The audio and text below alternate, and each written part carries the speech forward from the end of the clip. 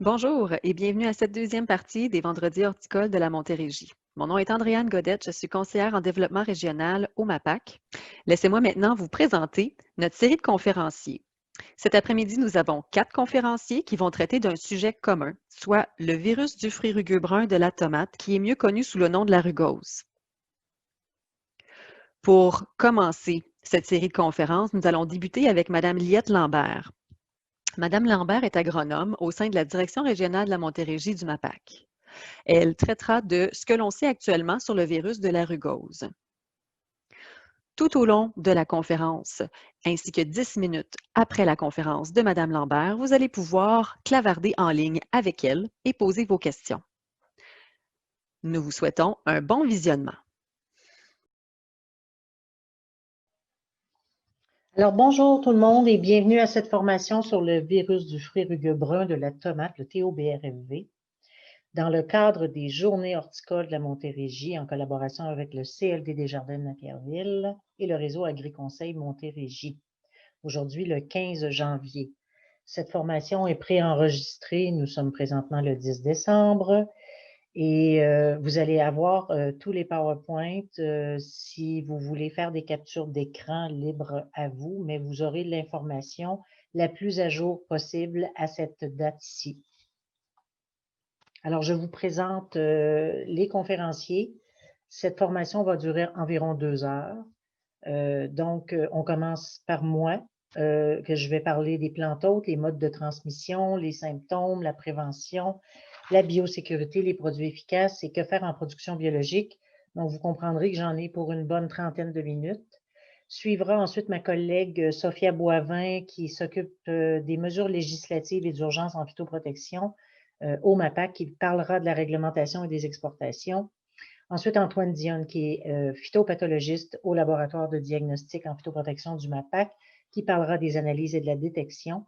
Et finalement, Geneviève Marchand, qui est chercheur phytopathologiste à Agriculture agroalimentaire Canada à Harrow, en Ontario, et qui parlera de la recherche et du développement.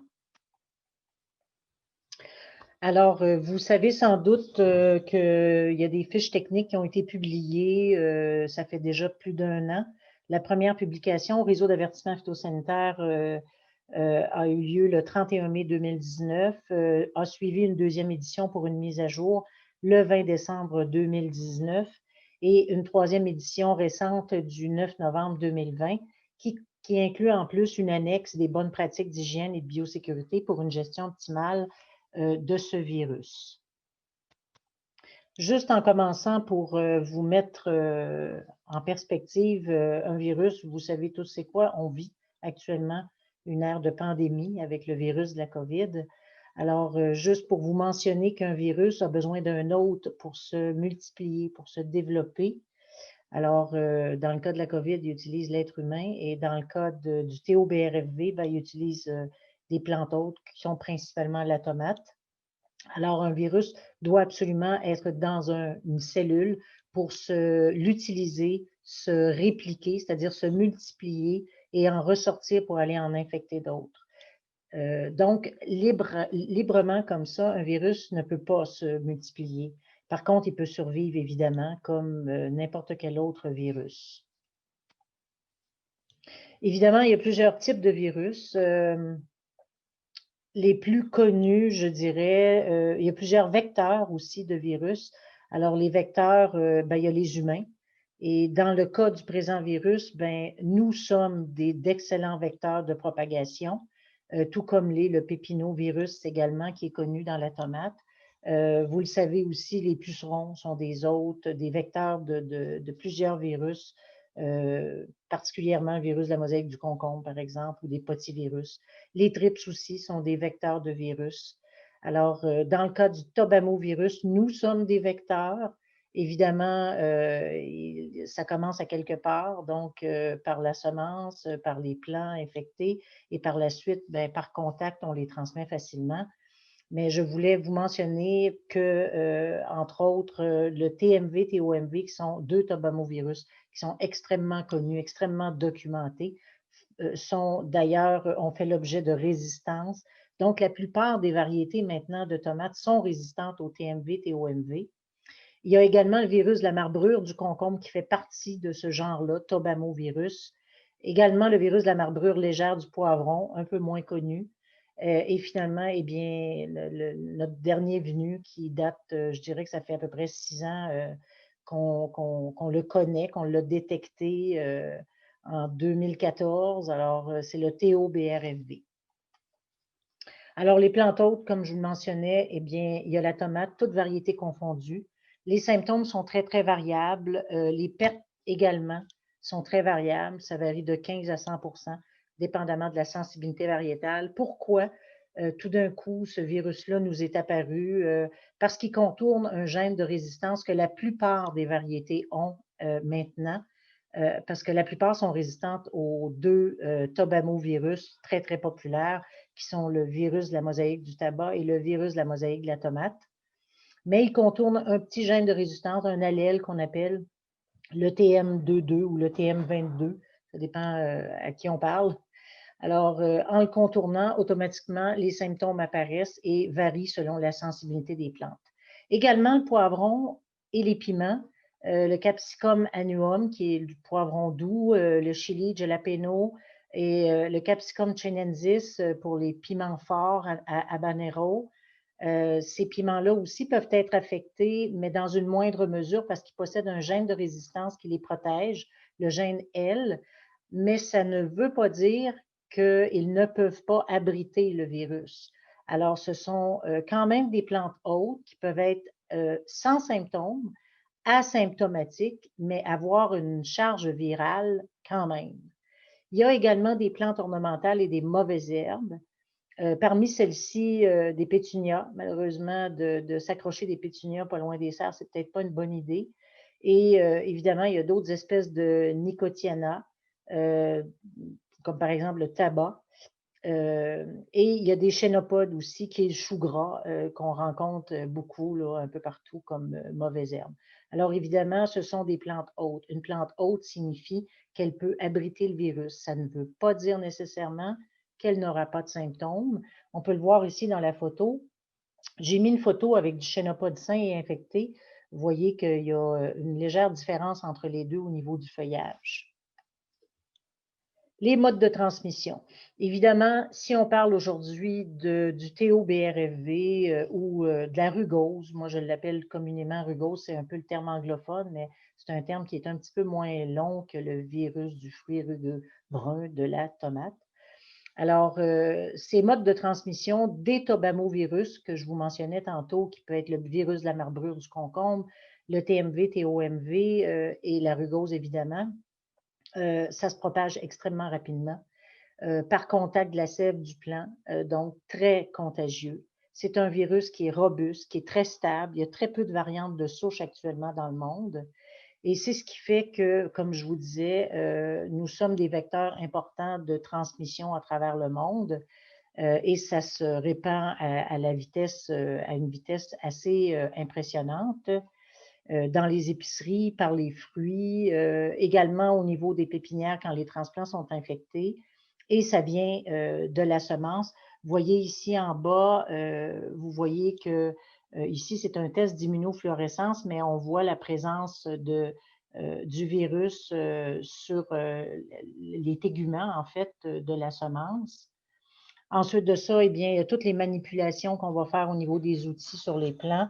Évidemment, quand on transporte de la sève sur les outils, sur les mains, sur les vêtements, sur les chaussures, ça va très vite. La dispersion se fait très rapidement. Et il y a aussi, malheureusement, qu'il survit dans le sol. Comme je vous mentionnais au tout début, il ne peut pas nécessairement se répliquer dans une cellule morte, mais il peut survivre assez longtemps dans des débris végétaux et même se maintient dans certaines mauvaises herbes. Alors, il suffit de les toucher. Et là, s'il y a des blessures aux racines, quelles qu'elles soient, ben, ils pénètrent dans le plant et la contamination se fait. Alors, on peut voir ici que, bon, localement, par l'humain, il se transmet mécaniquement, travailleurs, visiteurs, équipements, outils. Sur de longues distances, évidemment, ce sont toutes les semences, les transplants, les fruits également et les contenants réutilisables non désinfectés. Et par la nature, ben, malheureusement, les pollinisateurs, les bourdons en serre, on s'est posé la question, mais ce sont d'excellents vecteurs du virus. Les oiseaux à l'extérieur, on n'en a pas en serre. Et l'eau, l'eau est également, transmet également le virus. Et là-dessus, récemment, lors d'un webinaire qui s'est tenu en collaboration avec des chercheurs de à peu près tous les pays, Espagne, Angleterre, Israël, le 2 décembre dernier, eh bien, il y avait une conférence de Katarina Baknik, qui vient de Slovénie, et qui mentionnait justement on pouvait en retrouver dans les rivières et dans les étangs au niveau du virus de la rugueuse. Alors, donc, tout ce qui est lessivage de plants qui sont infectés, le lessiva, ça peut se retrouver dans les ruisseaux, dans l'eau. Alors, c'est également un élément de transmission du virus. Au niveau de la transmission, je vous mentionnais tantôt la rapidité à laquelle ça peut se propager. C'est très rapide. On voit ici une étude panneau qui est récente, juin 2020, et qui démontre la rapidité à laquelle le virus peut se propager à partir de quelques plants infectés. Vous voyez à votre écran les petits points rouges, ce sont des plants infectés. Alors, mois de septembre, il y en a 2, après ça, il y en a 8, après ça, il y en a multiplié par, multiplié par, multiplié par, et vous voyez qu'après 9 mois, tout est infecté. Il y a aussi une autre étude de Aviv Dombrovski qui montrait justement récemment cette formation, la rapidité de contamination à partir des plants infectés. On voit souvent en dedans de moins de 2 semaines, vous voyez tous les petits points rouges, l'évolution des petits points rouges, c'est l'évolution de la contamination en l'espace de même pas un mois. Alors, ça va quand même assez vite, l'infection primaire étant, bon, souvent la semence.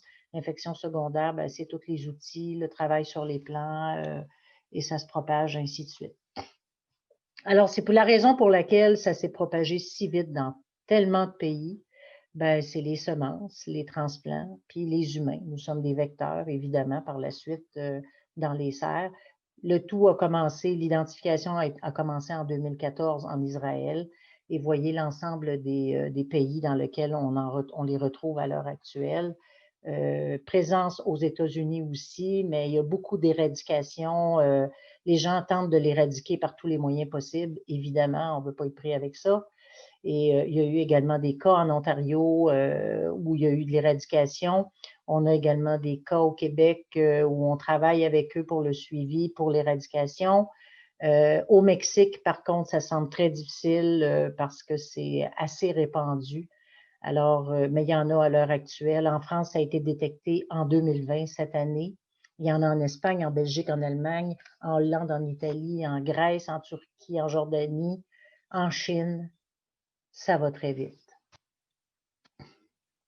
Les symptômes, alors je vais essayer de vous montrer le plus de symptômes possibles typiques parce que l'objectif de cette formation-là, c'est que de vous montrer comment les reconnaître, évidemment, et comment le gérer aussi quand vous êtes pris avec. Alors, les symptômes sont extrêmement variables et je vous dirais que ça dépend de la sensibilité variétale et des conditions ambiantes, des conditions de gestion culturelle. Il n'y a pas vraiment de liste à l'heure actuelle, malheureusement, de variétés et même porte-greffes sensibles. On est devant un peu l'inconnu. Ce qu'on voit, par contre, ce qui est rapporté à l'heure actuelle, c'est que la variété Beef touchée de hauteur semble particulièrement sensible. On rapporte des pertes qui sont supérieures à 70 %. Alors, c'est peut-être une variété à éviter dans ce cas-ci. Et une variété souvent peut être infectée, avoir une très forte charge virale, être facilement diagnosticable au laboratoire et ne montrer aucun symptôme. Le déclencheur, c'est vraiment les stress climatiques, l'excès de chaleur, de froid, la faible luminosité. C'est évident que l'excès de chaleur, probablement que c'est un des facteurs le plus important dans le déclenchement des symptômes. Et il y a aussi les infections mixtes avec d'autres virus, par exemple le virus de la mosaïque du pépinot, qui accentue les symptômes. Évidemment que quand un plant est infecté, c'est plus difficile de surmonter l'attaque d'un autre virus. Alors, on commence avec les symptômes sur feuille. Vous voyez, ça, c'est quand même des symptômes légers.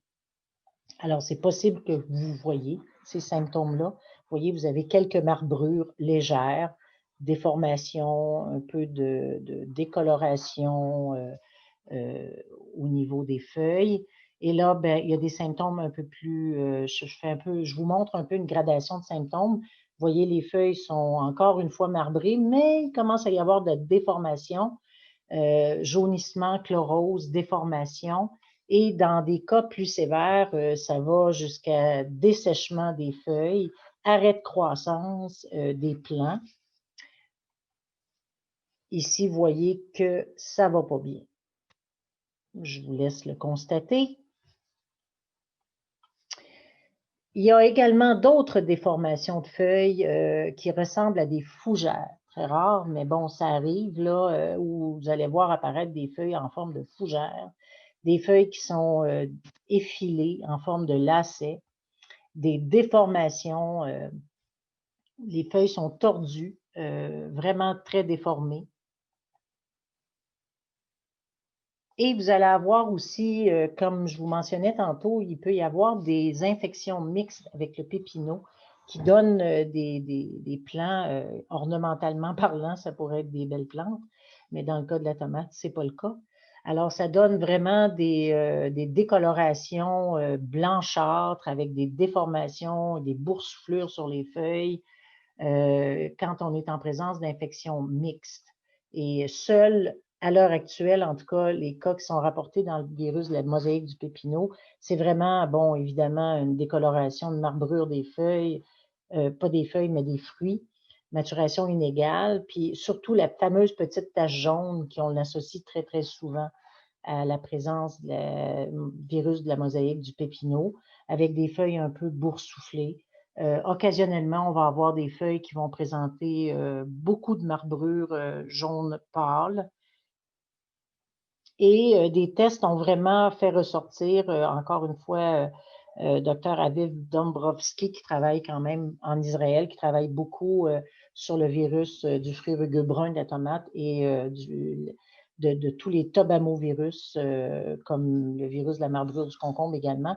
Mais il a fait des tests juste pour vous montrer à quel point la combinaison virale du virus du fruit rugueux brun avec le virus du pépinot peut vraiment causer vraiment des plants beaucoup plus petits.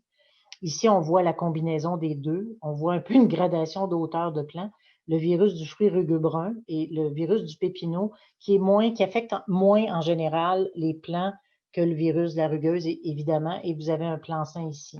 Ici, il a montré en pépinière les plants juste de pépinovirus, de la rugueuse et la combinaison pépino-rugueuse. Alors, on voit que les plants sont beaucoup plus affectés. Ici, ça n'est un autre exemple qu'il a donné récemment aux conférences du 2 décembre dernier, où on voit, par exemple, les bandes vertes complètes, ce sont des plants sains. Et quand il y a un pépinovirus, ici, il y a quand même pas mal de plants sains, avec juste un petit peu de marbrure. On voit ici que ça, c'est des feuilles qui sont marbrées. Alors, toutes les petites, celles qui sont tachurées en jaune et vert, c'est des feuilles qui sont un peu marbrées. Quand il commence à avoir de l'orangé, il commence à avoir de la distorsion de feuilles, de la déformation des feuilles. Alors, on voit ici au virus de la rugose qu'il y a de la déformation avec des feuilles en lacets, avec le orange plus prononcé.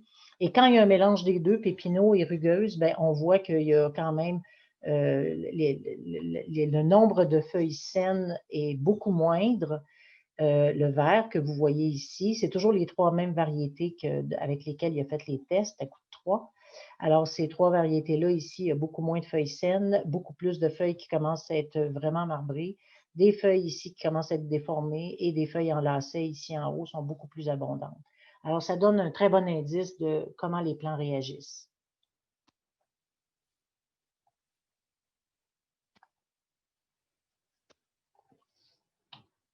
Voilà.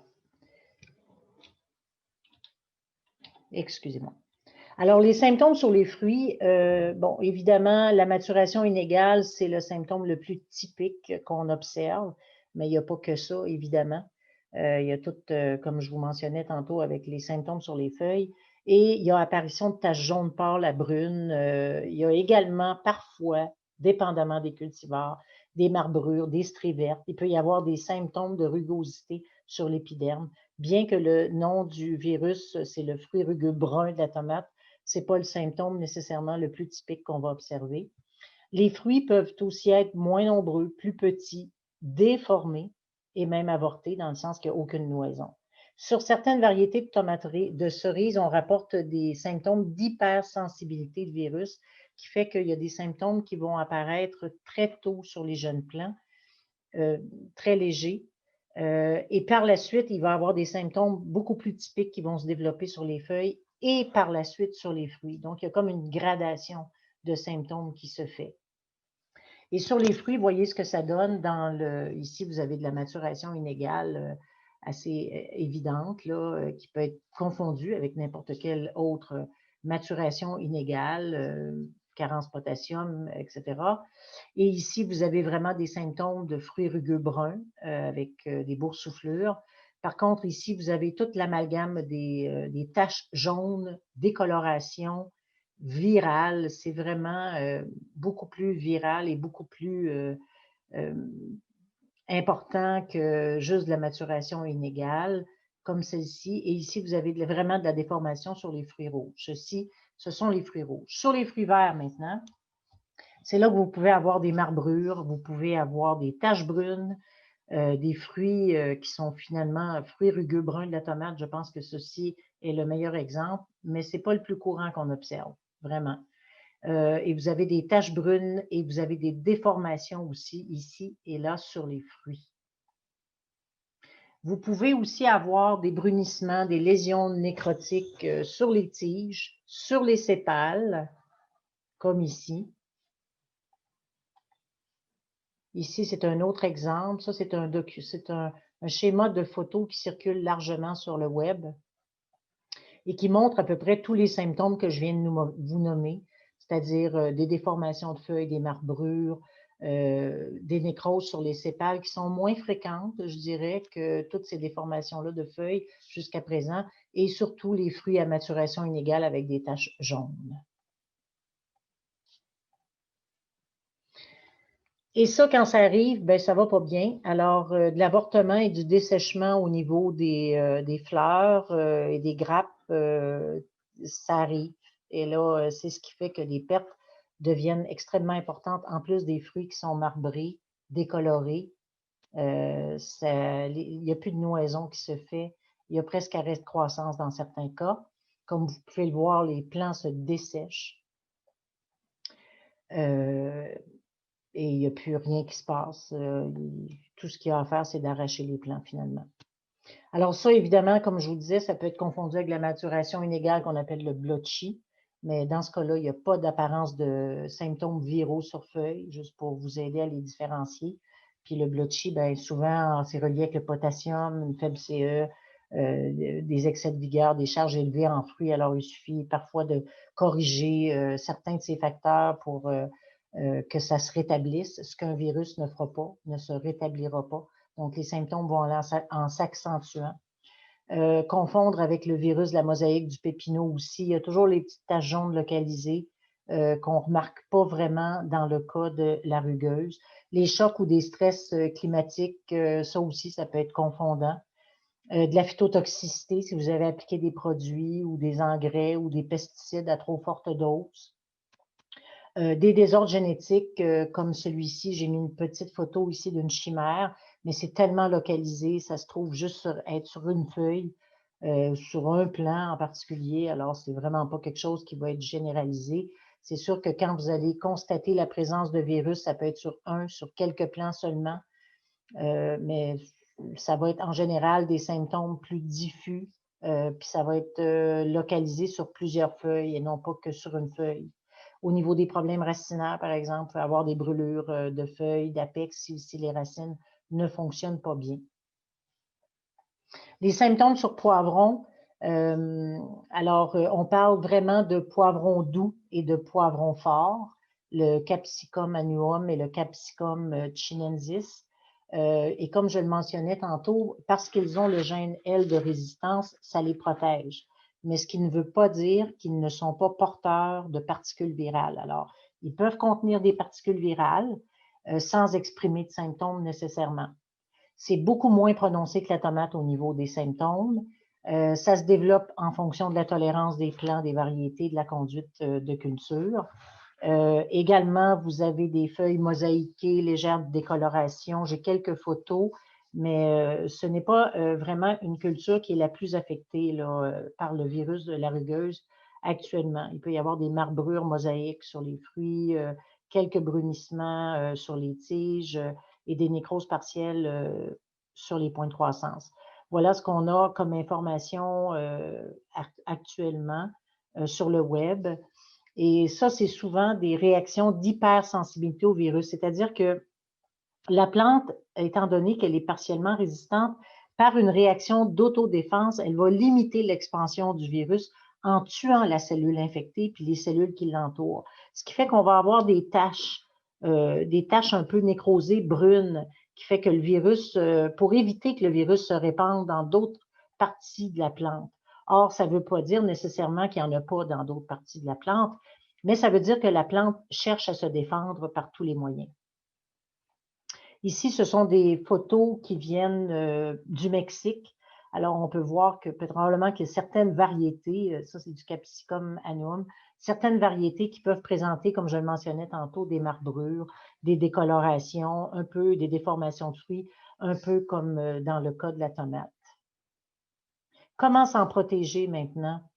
Il faut absolument mettre en place un programme de biosécurité. Vous avez accès à un document très complet sur Guide de biosécurité pour le secteur des serres, disponible à l'Agence canadienne d'inspection des aliments sur le site web. Et en fait, la biosécurité, c'est de réduire le risque de transmission des maladies, évidemment, sur les sites véhicules, par les véhicules et les personnes, et limiter le mouvement des matériaux et les équipements infectés d'une serre à une autre. Alors, on va voir un peu différentes options qui s'offrent à vous si vous voulez le détecter plus rapidement.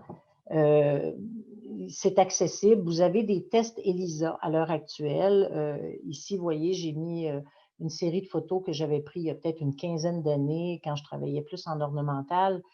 Ça, c'est un test que j'avais fait avec l'INSV, mais ce sont toujours les mêmes kits qui sont disponibles chez Agdia, des petits sachets contenant des anticorps dans lequel vous n'avez qu'à mettre une portion d'un tissu affecté, de la grosseur d'un 25 sous, le rentrer dans l'enveloppe, gratter un peu avec un crayon ou peu importe, et ensuite vous insérez cette bandelette ici à l'intérieur de l'enveloppe et vous attendez une quinzaine de minutes, maximum, je dirais 30 minutes, et vous avez un résultat, un peu comme un test de grossesse. Là, vous avez une ligne, il ne se passe rien, il n'y a pas de réaction, il n'y a pas de virus. Deux lignes ici très évidentes, c'est qu'il y a présence de virus.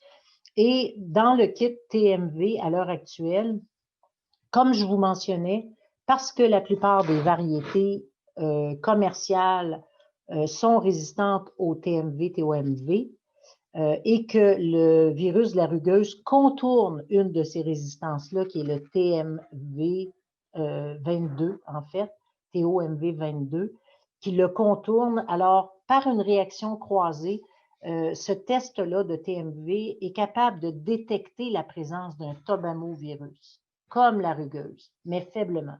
Alors, ce que vous allez obtenir, c'est justement une deuxième petite ligne, s'il y a assez de particules virales à l'intérieur, évidemment, vous allez obtenir une petite ligne très faible, mais ce qui vous indique que, il y a une présence d'un tobamovirus à l'intérieur de ce plan-là qui est résistant au TMV, TOMV. Donc, ce n'est pas du TMV, ce n'est pas du TOMV, c'est un autre, probablement le virus de la rugueuse.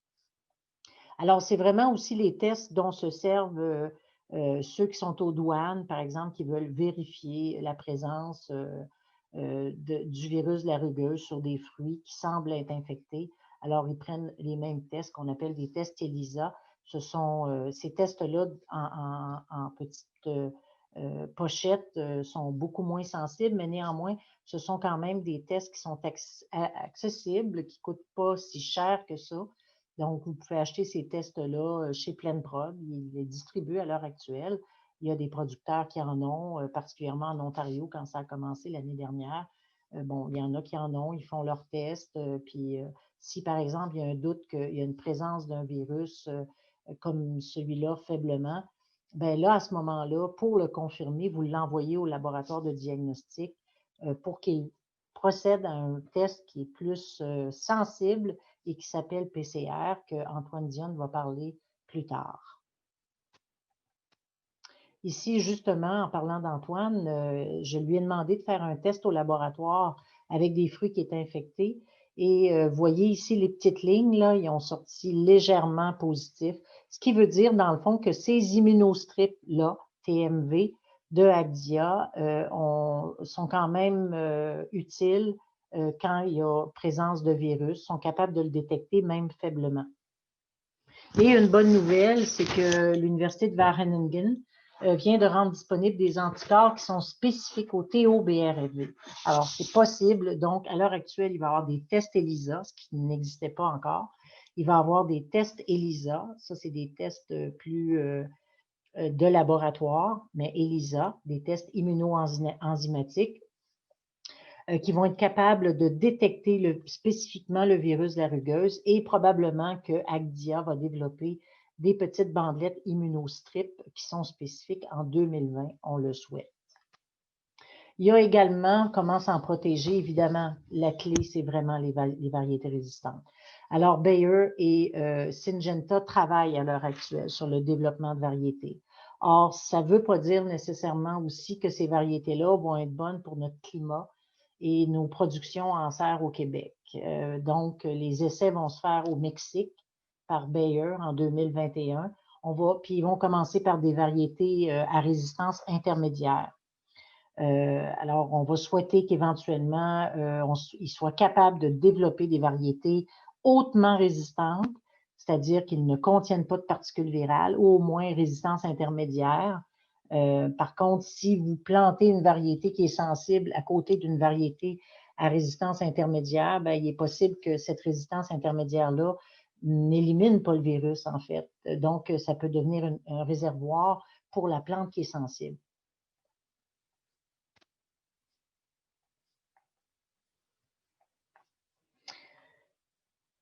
Il y a une autre alternative qui s'offre à vous. On sait que les compagnies font des tests de semences, des traitements de semences, pas des tests, des traitements de semences. Mais la problématique est qu'il y a quand même une propagation qui se fait à partir de la semence parce que la semence, elle est porteuse. La bonne nouvelle là-dedans, c'est qu'on se demandait si, par les traitements de semences, il faut absolument que l'embryon ne soit pas infecté. Parce qu'on ne peut pas rejoindre l'embryon, on ne peut pas traiter l'embryon à l'intérieur sans tuer la semence. Alors, la bonne nouvelle là-dedans, c'est que c'est surtout les téguments externes, on appelle ça le testat de la semence, et un peu l'endosperme qui peut être infecté, rarement l'endosperme. Alors, ça veut dire qu'il y a des traitements de semences comme le TSP, qui est un traitement très simple, accessible, qui coûte rien. Le phosphate trisodique, c'est disponible chez Canadian Tire, c'est disponible n'importe où. Alors, un traitement en brassant légèrement, en mettant 100 grammes par litre de TSP dans une solution, durant 3 heures, ça élimine le virus qui pourrait être logé sur les trichomes à l'extérieur de la semence de tomate. Également, la question que je me posais au niveau de l'hypochlorite de sodium, semblerait que 2,5 durant 15 minutes, selon des tests faits par Davino en novembre 2020, qui a paru en novembre 2020, serait également efficace pour détruire le virus. C'est une bonne nouvelle pour les producteurs biologiques parce que c'est permis au niveau de l'eau de Javel, finalement. Et il y a d'autres études qui sont en cours. J'attends justement, j'ai communiqué avec Dombrovski, le docteur Dombrovski, qui m'a mentionné qu'il allait publier sous peu une étude de différents traitements, incluant l'hypochlorite de sodium, pour avoir un protocole plus détaillé, pour être plus en mesure de faire un traitement approprié et je vais travailler avec des collègues sur un document que je vais rendre disponible sur la désinfection des semences.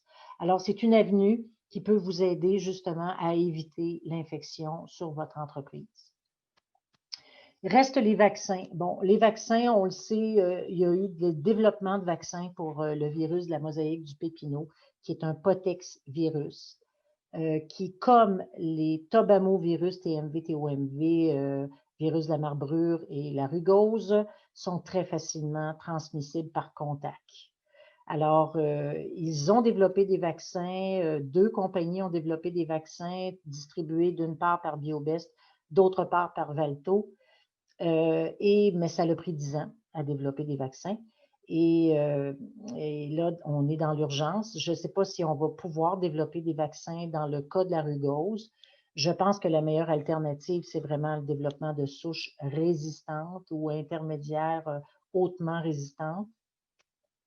Alors, le vaccin fonctionne un peu comme n'importe quel autre vaccin, comme la COVID, on va recevoir des vaccins là, bientôt. Alors, ça fonctionne exactement de la même manière, c'est-à-dire qu'on nous injecte des souches ou des variantes non agressives, non infectieuses, de souches de virus légères, ils appellent ça plutôt mild. Et là, nos anticorps se mettent en branle pour détruire toute forme de virus qui vont venir contaminer notre organisme, tout comme l'organisme de la tomate. Alors, il suffit de l'injecter de façon inoculée toutes les plants. Et voyez en bas l'exemple pour l'incubation au niveau du pépinovirus. Il y a développement quand même de taches jaunes typiques de ce virus-là, mais ça s'arrête là et il n'y a pas d'autres symptômes qui font que la culture va se dégrader finalement. Alors, ça pourrait être une avenue intéressante, mais ça risque probablement de prendre du temps. Mais comme il y a très peu de souches à l'heure actuelle du virus de la rugueuse, vous voyez, dans le cas du pépinot, il y avait 4 souches, l'européenne, la péruvienne, Chili 2 et états-unienne 1. Alors, il fallait s'assurer de développer un vaccin qui puisse être capable d'aller chercher ces 4 souches de virus différents-là en ayant une bonne activité. Alors, toujours est-il qu'à l'heure actuelle, on a le PMV01 puis on a le V10. Donc, il y a 2 vaccins de disponibles pour le pépinovirus. Y en aurait-il pour la rugueuse? On verra. Prévention, biosécurité maintenant. Alors, il faut savoir que le TOBRFV, il survit sur les surfaces glaciaires pendant 7 jours jusqu'à 6 mois. Et le béton, étant donné qu'il y a toutes sortes de petites crevasses, bien, ça protège le virus des traitements de désinfection qu'on pourrait faire. Certains se demandaient si le lait écrémé qu'on utilise normalement et qui inactive les particules virales en trempant nos mains dedans pour ensuite aller travailler sur les plants, est-ce que ça pourrait fonctionner sur la rugueuse? Non. Semblerait que non. Le Dr. Ling va publier justement sa recherche à ce niveau-là sous peu, mais je l'ai contacté et il me répondait que le lait écrémé était vraiment pas assez efficace sur le virus de la rugueuse. Également, aucun désinfectant, que ce soit le Virkon, l'eau de Javel, le TSP, n'est efficace pour une durée de contact d'1 minute. Puis même en se lavant les mains et les gants, peu importe, durant une longue minute, ça ne limite pas la transmission du virus de la rugueuse. Donc, ça prend un bon frottement physique pour déloger les particules, puis il faut ajouter à ça un petit savon, un désinfectant. Alors, sachez que le TOBRFV, la rugueuse, peut survivre sur les mains et les gants pendant au moins 2 heures. Quand il s'agit de désinfecter maintenant le matériel, évidemment, quand on désinfecte, il faut vraiment enlever la matière organique qui inactive la plupart des produits, donc la terre, les débris. Il faut s'assurer que ce soit quand même propre avant d'appliquer le désinfectant. C'est la base. Et parmi ceux-ci, évidemment, comme un antivirus, bien, il y a le Virkon qui est bien connu, à 1% à 10 grammes par litre. Donc, ça prend une durée de contact de 1 heure sur toutes les surfaces de la serre. Et même le béton, ça prend plus longtemps, comme je vous expliquais tantôt, à cause de toutes les petites rugosités là, qui existent au niveau du béton. L'eau de Javel, 10 pour ceux qui sont biologiques, mais bon, c'est corrosif, l'eau de Javel. Alors, ça aussi, c'est efficace. Le peroxyde d'hydrogène stabilisé à l'argent, l'UWASAN, qui est certifié écossaire, donc qui peut être utilisé, qui est actuellement disponible chez Global. Et ça, c'est une étude qui a été réalisée au Royaume-Uni qui a fait ressortir l'efficacité de ce produit-là. Il y a également le Virocide, qui est un ammonium quaternaire, mais de 5e génération. On en a plusieurs de première génération, de 4e génération qui n'étaient pas efficaces. Et là, ce produit-là semblerait efficace selon des tests qui ont été réalisés en Israël et même en présence de matière organique. Et finalement, il y a le traitement à l'eau chaude à 90 Celsius durant 5 minutes. Si vous baissez la température de l'eau durant 5 minutes, il faut absolument le faire suivre d'un traitement au Virkon 1% durant 1 minute pour avoir la même efficacité. Alors, il est possible, parce qu'il y a beaucoup de compagnies qui travaillent à l'heure actuelle pour développer des produits. Alors, il est possible que d'autres produits soient efficaces, mais ils n'ont pas été testés encore. Au niveau de la prévention et de la biosécurité, eh bien, c'est important évidemment pour les travailleurs de les former, de les sensibiliser. Une affiche sur les symptômes, par exemple, à vue. Dépistage systématique, c'est nécessaire. Identifier, désigner des zones à risque élevé ou faible selon le site.